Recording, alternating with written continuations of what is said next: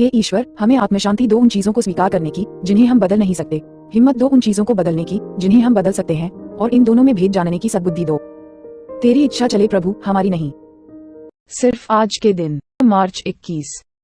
ऐसा रोग जिसका उपचार संभव है। एडिक्शन एक ऐसी बीमारी है जिसमें नशीले पदार्थों के सेवन के अलावा और भी बातें शामिल हैं।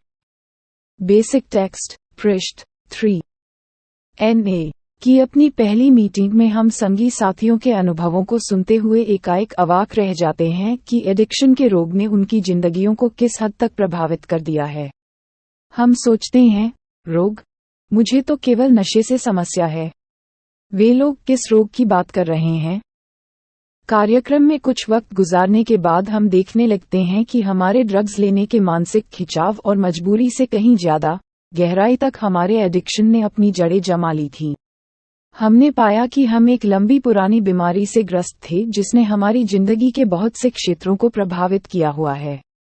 हम नहीं जानते थे कि यह रोग हमने कहां से पाल लिया, लेकिन आत्मनिरीक्षण करने पर हमने यही पाया कि यह पिछले कई बरसों से हमारे जीवन में विद्यमान है।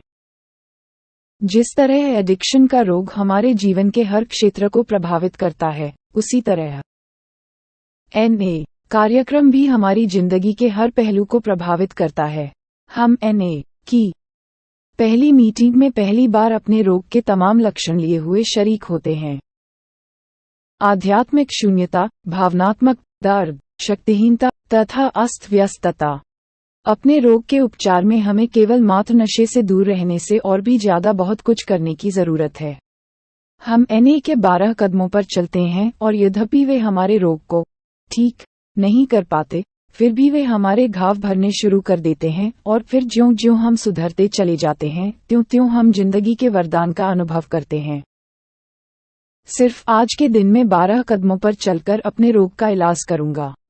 हे ईश्वर, हमें आत्मशांति दो उन चीजों को स्वीकार करने की जिन्हें हम बदल नहीं सकते, हिम्मत दो उन चीजों को बदलने की जिन्हें हम बदल सकते हैं, और इन दोनों में भेद जानने की सद्बुद्धि दो।